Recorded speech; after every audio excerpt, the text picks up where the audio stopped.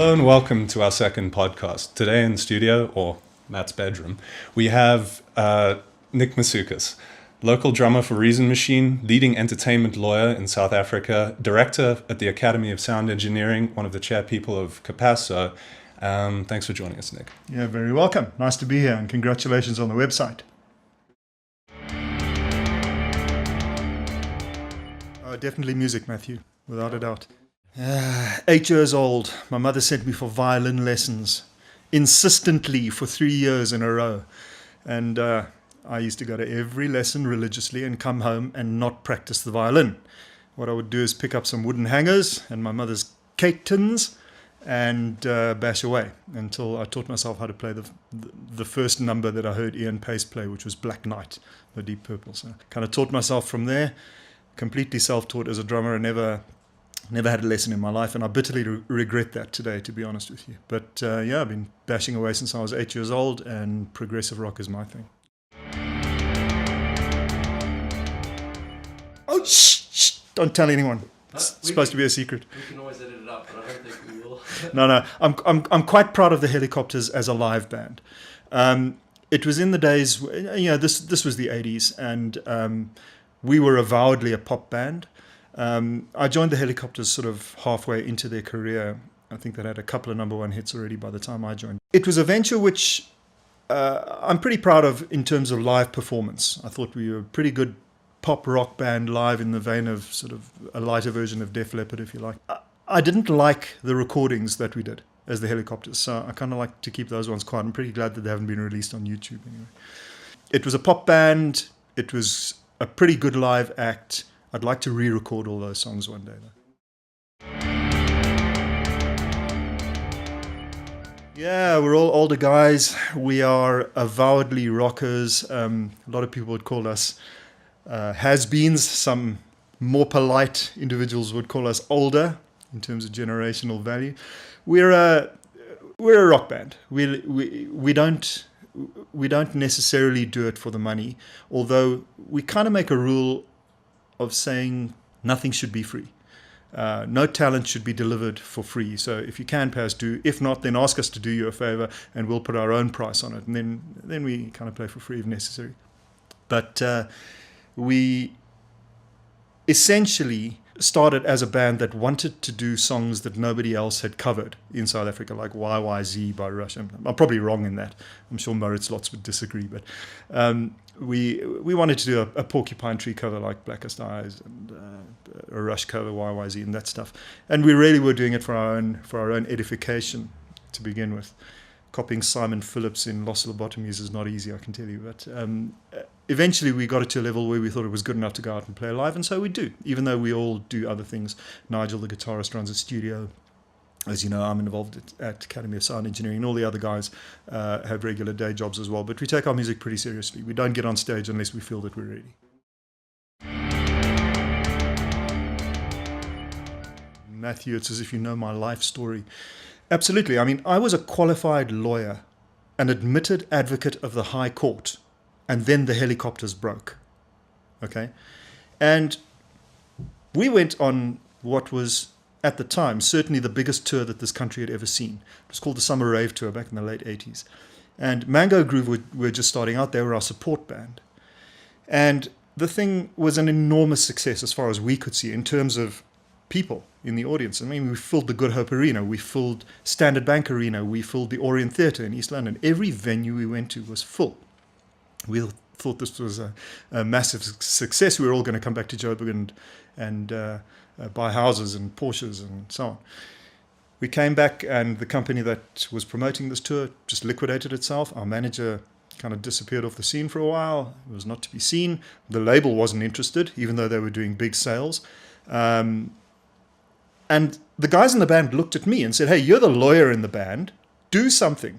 And quite frankly, I didn't know what to do, even though I was a fully qualified lawyer.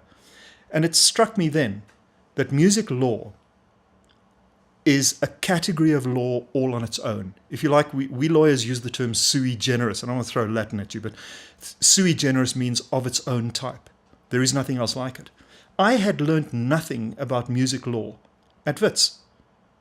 And looking around at other law curricula at various universities in South Africa. There is no such thing as an entertainment law or a music law course. In America, there are two that I'm aware of. UCLA and NYU and Berkeley have courses in entertainment law or music law. But there is no such thing in South Africa. And that's when it dawned on me that, hey, somebody needs to do the research here, and somebody actually needs to start doing the homework and compiling information about this thing we call the music industry and the legal aspects of it.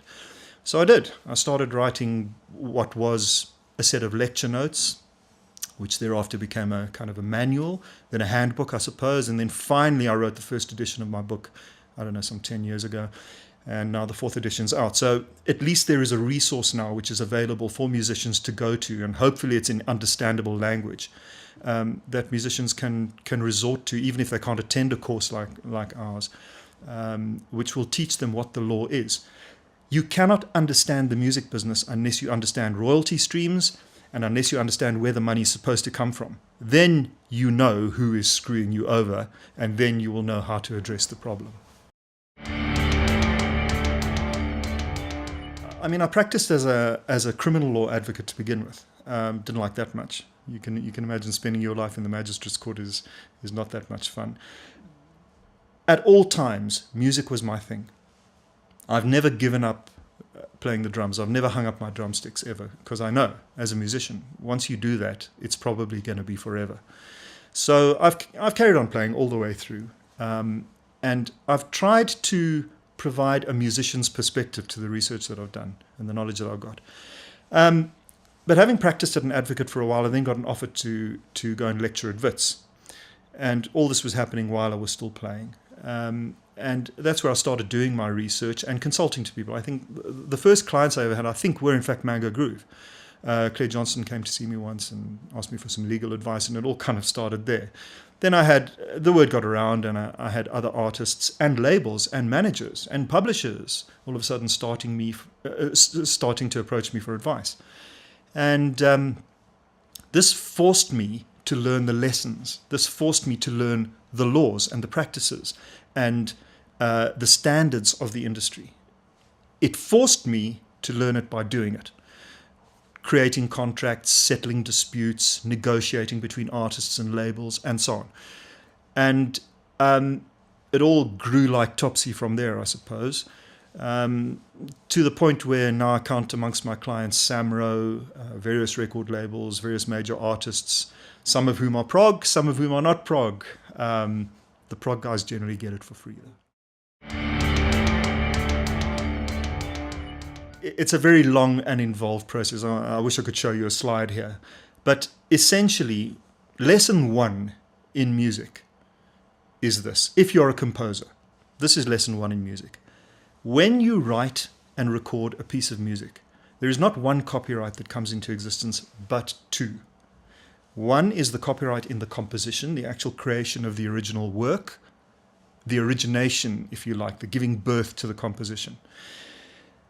That's embodied in Section 6 of our Copyright Act. But a second copyright also comes into existence, which is the copyright in the recording, or the recorded work, as it's known. That's in Section 9 of our Copyright Act. It's vitally important to understand that these are 2 separate copyrights that can be owned by the same person or could be owned by 2 separate people. The first person is more than likely the composer, or if he passes it on to somebody else, the publisher. The second copyright is owned by the person who facilitated the recording, who in your case could be yourself as an artist. But if you are signed to a label, you then pass that copyright in the recording onto the label. So now you have potentially 4 different people who might own these 2 copyrights or have an interest in these 2 copyrights. Each of these copyrights has its own separate stream of royalties that create income streams relating to those copyrights. And this is the vital thing to understand, and this is what most musicians out there who haven't done a course like we give at the Academy don't understand. If you understand the royalty streams that flow from the copyright in the composition as songwriter, and if you understand the royalty streams that flow from the copyright in the recording as label, if you like, whether major or independent or yourself, then you will understand where to go and get the money that results from those 2 copyrights. And traditionally, when I give lectures on this, I put a slide up on the screen, and that slide shows copyright in the composition and the royalties that flow from that, which are mechanical royalties, performance royalties, and synchronization royalties relating to the composition. Then the second tree is copyright in the recording, and the royalties that flow from those are, generally speaking, needle time, which is still a matter of some dispute in South Africa, but eventually this thing will get resolved this year, I think, and needle time royalties will become available. Secondly, sales royalties, which everybody understands. That's the artist's percentage of sales that is usually paid over by the label. Producers' royalties also fall under this, because essentially when a producer takes his 3 or 4% of sales, that's related to the copyright and the recording. And then, of course, synchronization as well. If the recorded work is used to sync to a moving image. Then there's everything else. There's appearances and live performance. Live performance is not the performance royalty, which falls under the copyright and the composition. The performance royalty is the royalty that's paid to the composer every time his song gets performed to the public. That's not the same as being paid by the Doors to go and play in the Doors and do a gig. That's called a performance fee. Very different thing. And then there's everything else, sessions and appearances and endorsements and sponsorship and everything that's non-copyright related. And right there is, hey, Copyright 101. Nobody earns anything by default. You got to go and get it in the music business. It really is like that. Therefore, musicians need to have an understanding of those royalty streams. Once they've got that understanding, they will then know where to get the money. Now, let's start with the copyright and the composition. Okay, you've asked, how do you register your copyrights in South Africa? Well, there are several ways, but what people need to understand is that even though it may be harder to prove, it may be impossible to prove, copyright vests in you as a composer in South Africa, not when you send your composition to SAMRO or notify them of the work. The copyright vests in you at the moment you reduce it to a material form. That means that you might have recorded it onto a Pro Tools hard drive or a tape or a CD. And if you can date stamp that, then that is proof of your copyright. Another way that composers used to, a thing that composers used to do very regularly in the old days was they used to post themselves a score sheet, and they used to post it registered post so that it would come to their address, and they'd leave the envelope unopened so that if they ever had to prove that this copyright belonged to them, they could do so in front of a judge, open the registered envelope and say, right, there's my recording, there it is, date stamped by the post office. This is proof of my composition. Now, this is starting to happen again. It's starting to come back because of late, in the last 5 or 6 months or so, SAMRO have indicated that they no longer require a CD or a score sheet with your notification of works. This is quite a new development on the South African music industry. And on the SA music industry scene. And I think this is very important because a lot of composers are making an issue out of this. They're saying to SAMRO, how then will we prove our copyrights? And so far, I haven't seen an answer from SAMRO on this. I know that they're addressing it. I know that debates are happening at board level. But SAMRO simply cannot keep on storing all these CDs and physical score sheets that they've been receiving. So I think a digital solution is probably the way they're going to go. But for now, composers are saying, hey, we need to go to the old method, which is post ourselves our compositions. So right now, as I speak to you in April 2014, I'm saying to you guys, yes, protect yourself by sending your notifications of works to SAMRO, but also register your works in another way. Send them registered post to yourself or take them to a Commissioner of Oaths and get them date stamped. Take them to your lawyer, who might be a Commissioner of Oaths, and swear an affidavit in front of him. Protect your copyrights in addition to the notification of works that you send to SAMRO, because at the moment, SAMRO are saying, hey, we don't want CDs anymore, we don't want score sheets anymore. For the moment, extra protection is required. I can't be sure which genre has the most registered copyright holders. I'd have to check that one. I'd be very surprised if it wasn't Kwaito, Township Hip Hop House. I'd be very surprised if it wasn't one of those genres, with Afrikaans rock probably being a close second or third. However, you've asked me the question, which genre has the most problems? Thankfully, it's not Prog, although Prog is going to grow, so the problems are going to come. I'm pretty sure of it. But it is without a doubt the commercial dance market. There's just something about that industry. Out of every 10 disputes that cross my desk, I would say 6 or 7 of them are a commercial dance production where a composer comes to me and says, I wrote this song, I took it to a producer, I paid him to produce the tracks for me, he produced them, I got my track, it never became a hit. 5 years later, I hear the same tracks with a different vocal that was released through that producer by some label. That producer was involved in some way, and that artist has now become a star out of my song, What Do I Do? Please Help. And the first question is always, did you acquire the copyright? Did you reduce it to material form? Can you prove that you wrote the song first? You would not believe how many times this happens. I must get 6 or 7 of these a week. Seriously. And it all boils down to proof of copyright. Can you ascertainably show, can you demonstrate that the copyright was yours first? You had a notification of works at SAMRO, you reduced it to some material form which is date stamped in some way, and the works are substantially similar enough. You're not claiming that somebody else stole your song when they aren't similar enough to be said that it's the same song. And this, without a doubt, is the most common dispute that crosses my desk. If I had a rant for every time somebody phoned me about this issue, I think I'd be lying in my hammock in the Bahamas. There needn't be any costs other than reduction to material form and the ways of proving, date stamping the composition in your name that I've spoken about. It's not a hard thing. It's just something that artists seem to neglect. Composers very often seem to neglect because at the time they write the song, perhaps there's lack of foresight that the song might become lucrative, might become a money spinner or an earner at a later time. Perhaps it's the old adage of, hey, we want to be artists, we don't want to be involved in the business side of it. That whole conundrum.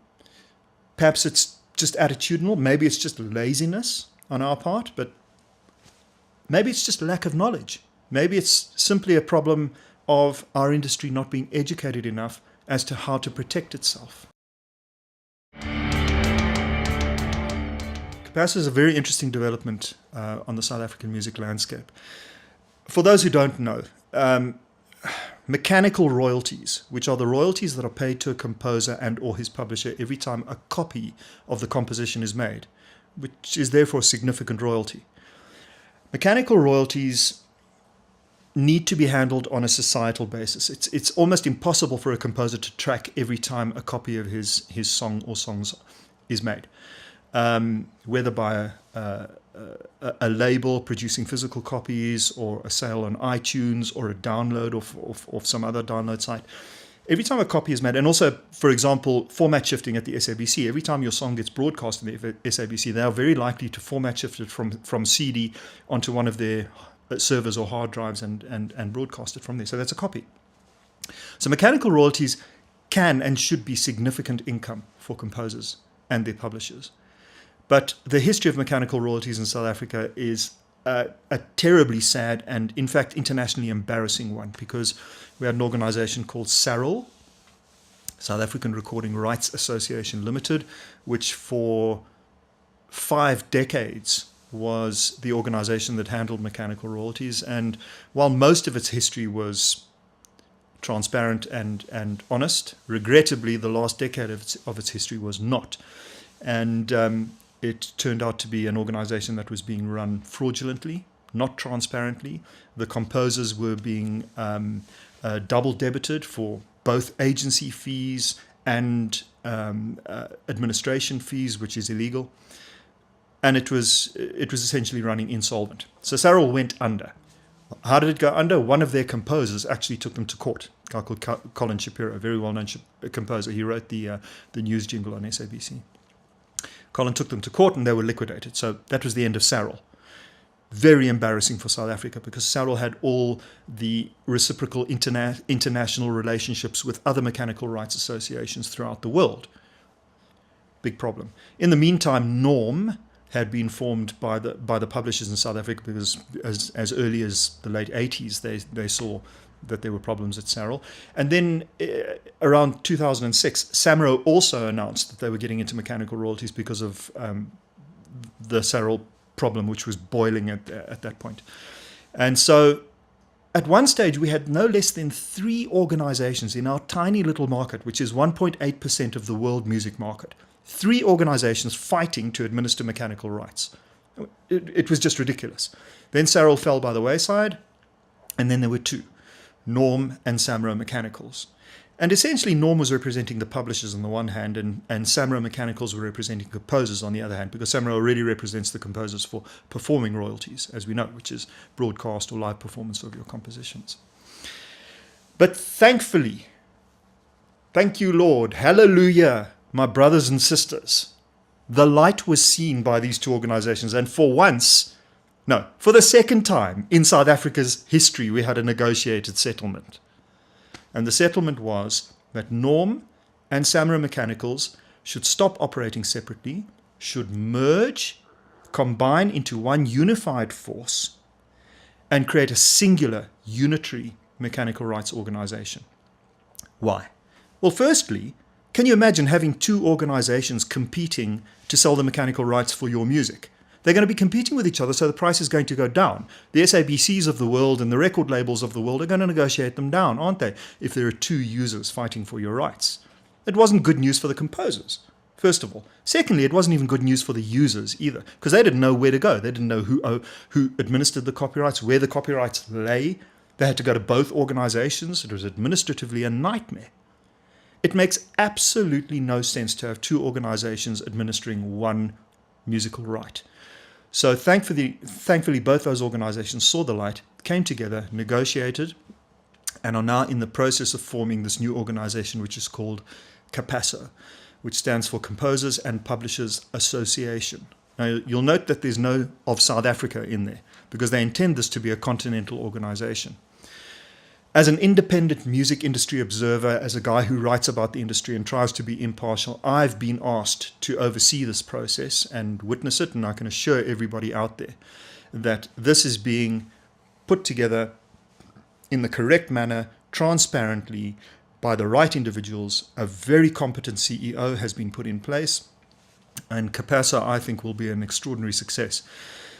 Very importantly, it's not only going to handle physical mechanical royalties, as is the case with a flailing organization like the MCPS, which is the mechanical rights organization in England.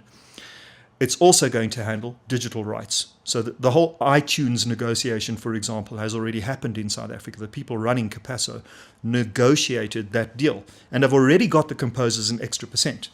Instead of 8%, it's 9% off iTunes every time a download happens now. That's great news.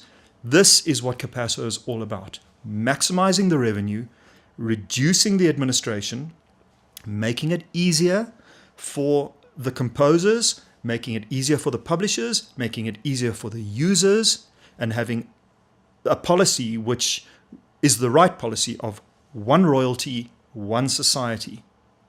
And that policy is now embodied in terms of mechanical rights in CAPASSO, which is going to launch on the 1st of July. And I'm very excited about it. I think it's a very, very, very positive move for our industry.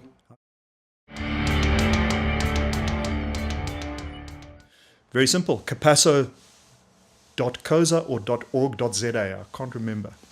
One of the two. Just Google CAPASSO. You'll find the website. It's already operating as a work in progress. Failing which, composers can phone the old Norm offices. The numbers on record. The people who are setting up CAPASSO are currently, as we speak, in April 2014, working out of Norm's offices, so you can get hold of them there. Eventually, they'll be moving to other premises, I believe. I'm a proud progressive rock fan. Check it out, folks. Oh man, I love my progressive rock. It's a very important part of my life. I could not live without it, quite honestly. I mean, I was brought up on Yes, Genesis, Gentle Giant, Emerson, Lake and Palmer, Kansas, those bands. And then I thought music was dead. in the 90s when punk happened and that whole thing. There was just nothing happening, you know, in the kind of music that I love. Not to knock any other genres, but I'm a prog guy to my core. I love the weird time signatures. I love the melodic progressions. I love the harmonies. I love the complexity of it. I just love music that is difficult to play, difficult to understand, but once you do understand it, it stays with you forever. And to me, that's prog rock. And I'm a diehard fan, always will be. Favorite bands? Oh man, how much time do you have? Look, I reckon the current genius of progressive rock, and one of the guys who must take a lot of the credit for the resurgence of prog rock is Neil Morse. I think the man's an ultimate genius. I just think that everything he's done has been superb. Spock's Beard, really, back in the 90s, were the band that, I guess after Dream Theater, made me realize that prog rock had in fact never gone away. It was always there, simmering under the current. It was just quiet. It was happening, though. It was just happening on a smaller scale. Then Dream Theater broke, and I was reading up about Mike Portnoy, this phenomenal drummer, and he mentioned in an interview that one of his favorite bands was Spock's Beard. Never heard of them, right? I went and listened to an album called V or 5 by Spock's Beard, and I could not believe my ears. I couldn't believe what I was hearing. It was just beyond belief. The harmonies, this beautiful voice, these brilliant compositions and creations. I couldn't believe it was back.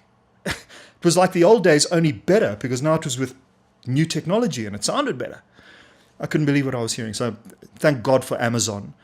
I had a lot of catching up to do, and I went and got everything Spock's Beard had ever released. And then I realized there were more bands out there that were doing this kind of thing now. Frost, Magenta, It Bites.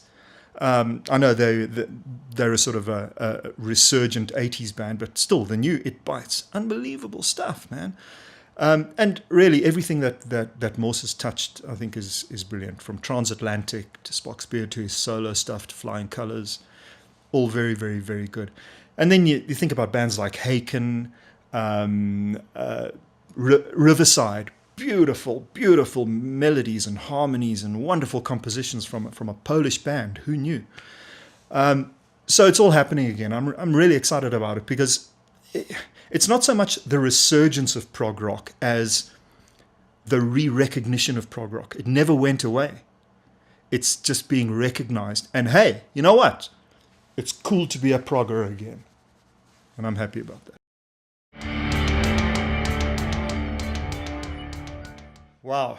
I shouldn't mention individual band names, right? I mean, I can... Matthew knows I'm a New Earth fan. I mean, he knows that, so it's not a secret anymore. There seems to be a hell of a lot happening on the local prog scene. This very website that you guys have created here, and I commend you for it and I congratulate you for it, is a big deal. It's a massive thing that there is a South African progressive rock website which is doing podcasts. Amazing. 5 years ago, that was almost unthinkable to me, unless I did it. And I'm very proud of that. South Africa is a progressive rock country, just like any other. Hey, house might be bigger, but it's also bigger in Europe. Commercial dance music might be bigger, but it's also bigger in South America than prog. In America, maybe metal, pure metal, is bigger than prog. Relative to those countries, though, our prog scene, in terms of percentage, is growing, I think, as quickly, if not quicker than them. Look at the bands that are performing. Look at the gigs that are happening, that you guys advertise on your website. It's hugely exciting. I wish I was young enough to go to all of them, but hey, it is what it is in terms of age. But yeah, I'm hugely impressed by local musicianship. I mean, there are bands locally that sound technically as good as, I don't know, Animals as Leaders. Seriously. There are bands melodically, locally, I'm kind of winking at you there, Matt, that sound like almost like a South African version of the Flower Kings, right? So, yeah, I'm very proud. I think that South African prog, just like every other genre, is growing in tandem with the rest of the world. What's important is that we provide peripheral impetus to it. And what I mean by that is the infrastructure to make sure that it continues growing like it is in the rest of the world. Hey, you know, in America, they have huge prog festivals. I went on a boat cruise called Progressive Nation at Sea in February, and I was dumbstruck, number one, by the fact that there were more South Africans there than French people. Go figure.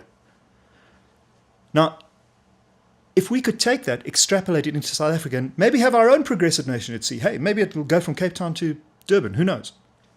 And the boat will be tiny, and we'll all get seasick, but who cares?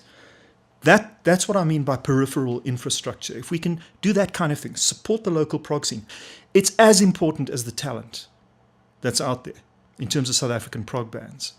That kind of infrastructure. Prog artists supporting each other, making sure that they get each other onto gigs, making sure that the gigs happen.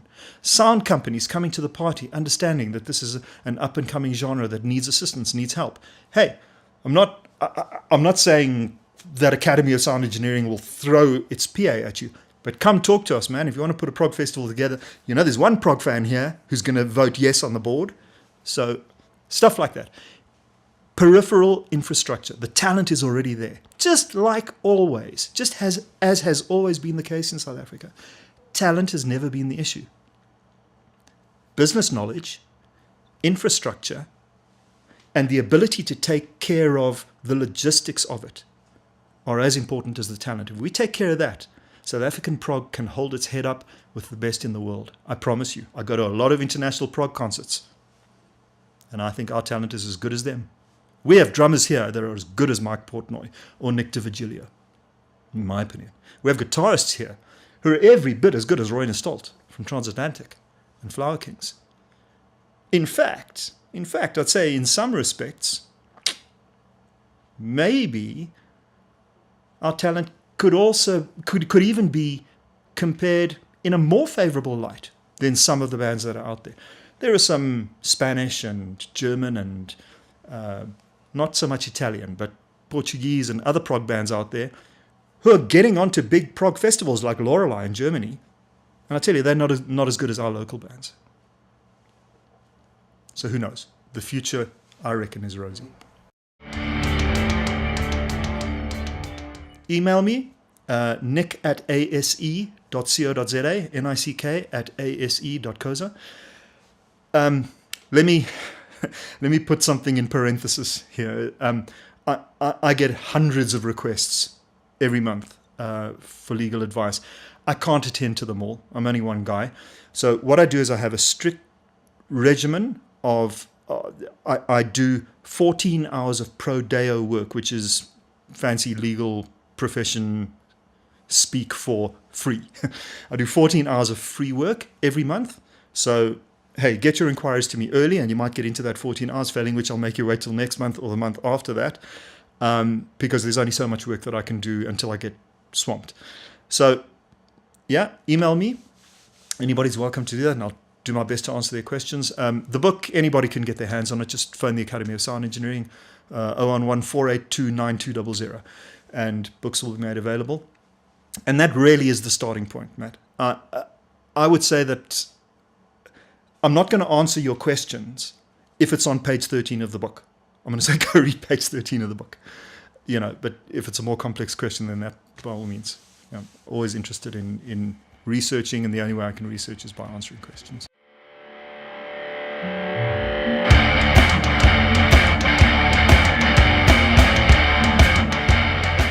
Thanks again to Nick for joining us, and to everybody who's tuned into this podcast. We hope this was useful and that you've gained some knowledge on how to protect yourself in a maelstrom of creative and hungry minds. Until next time, goodbye, and keep supporting local music.